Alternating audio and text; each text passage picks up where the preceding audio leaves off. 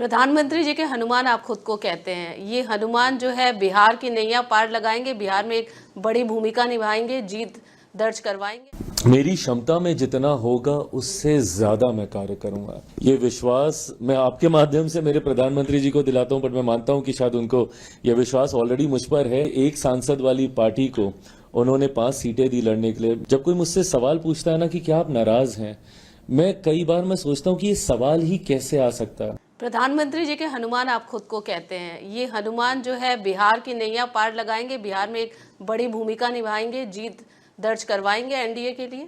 मेरी क्षमता में जितना होगा उससे ज्यादा मैं कार्य करूंगा। ये विश्वास मैं आपके माध्यम से मेरे प्रधानमंत्री जी को दिलाता हूं, पर मैं मानता हूं कि शायद उनको यह विश्वास ऑलरेडी मुझ पर है। इसीलिए एक सांसद वाली पार्टी को उन्होंने 5 सीटें दी लड़ने के लिए। मेरे लिए बहुत बड़ी बात है। जब कोई मुझसे सवाल पूछता है ना कि क्या आप नाराज हैं, मैं कई बार मैं सोचता हूं कि ये सवाल ही कैसे आ सकता है। मैं इससे ज्यादा खुशनसीब अपने आप को क्या मानूंगा। मैंने गठबंधन की राजनीति में आज तक मैंने कभी नहीं देखा कि किसी कम सीटों वाली पार्टी को ज्यादा सीटें दे दी गई। ज्यादा वाले को कम जरूर किया गया।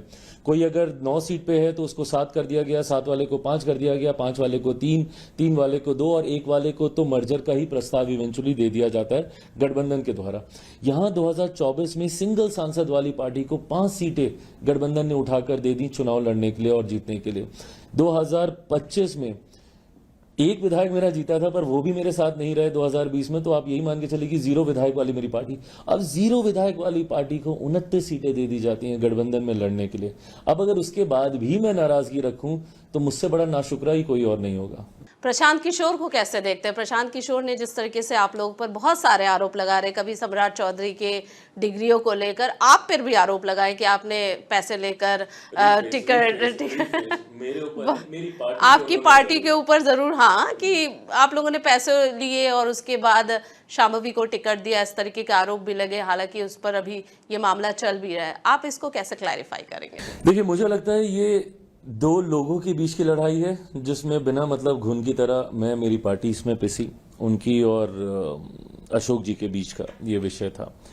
और इसीलिए जब उनसे स्पष्ट तौर पे ये पूछा गया कि चिराग पासवान की इसमें क्या भूमिका है, तो उन्होंने स्पष्ट कहा कि मेरे पास कोई प्रमाण नहीं और मैं कतई ये नहीं बोलूंगा कि इसमें उनकी कोई भूमिका है।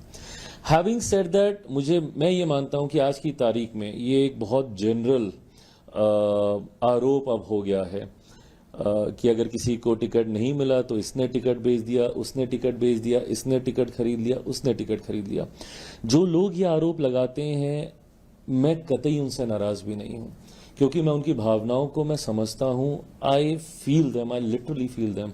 क्योंकि मैं जब एक पार्टी को हेड करता हूं, मेरी खुद की भावना है मेरे पार्टी के हर कार्यकर्ता के साथ है, जिसको दिन रात धूप गर्मी धूल मिट्टी में मैंने मेहनत करते हुए देखा। और जब मैं उसको टिकट नहीं दिला पाता, जब आप ये पूछते हैं ना कि नेगोशिएशंस में इतने राउंड क्यों हुए, क्योंकि हम लोग एक एक सीट पे एक एक कार्यकर्ता के लिए लड़ रहे होते हैं, एक एक व्यक्ति के लिए हम लोग लड़ रहे होते हैं कि किसी तरीके से ये चुनाव लड़ जाए, ये चुनाव लड़ जाए। बट जब आपकी इतनी बड़ी पार्टी होती है, पिछली बार मैंने 137 सीटों पर चुनाव लड़ा था, आज मैं मात्र 29 सीटों पर चुनाव लड़ रहा हूँ। कम ज्यादा लोग आए गए होंगे इन 3 साल 4 साल में, बट गिरी से गिरी हालत में भी मेरे पास 100-110 के करीब मेरे पास प्रत्याशी थे जिन्होंने चुनाव लड़ा था, जिनकी उम्मीदें थी चुनाव लड़ने की।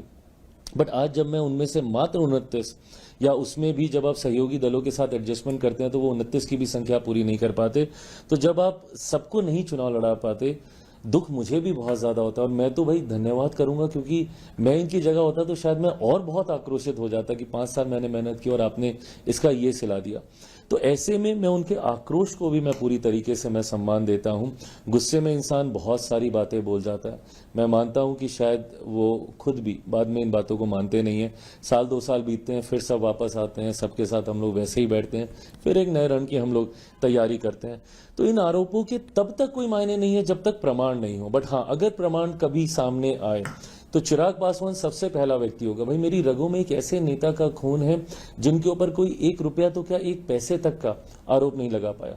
5 दशक 50 साल से ज्यादा वो सक्रिय राजनीति में रहे। ऐसे में मुझे कतई जरूरत नहीं है ऐसे कोई भी कार्य करने की, और मैं मानता हूं मेरी पार्टी के भी किसी नेता कार्यकर्ता को ऐसे कार्य करने की जरूरत नहीं है। बट हाँ, मैं पुनः विश्वास दिलाता हूं कि किसी भी दिन मेरे सामने अगर ये प्रमाणित करके कोई लेकर आया कि इसने सीट के लिए ये लेन देन किया है तो सबसे पहला व्यक्ति चिराग पासवान ही होगा उसके ऊपर कार्रवाई।